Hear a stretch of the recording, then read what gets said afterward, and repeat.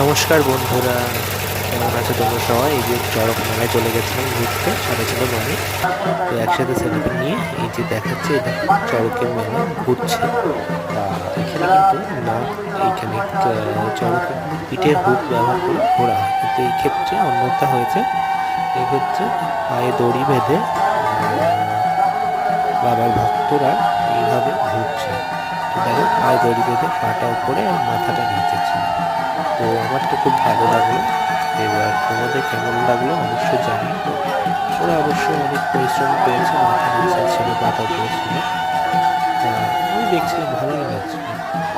যেভাবে ঘুরছিল আমি ভয় লাগছিল যদি গায়ে চলে আসে, তবুও ভয় ভয় ভিডিওটা করেছি।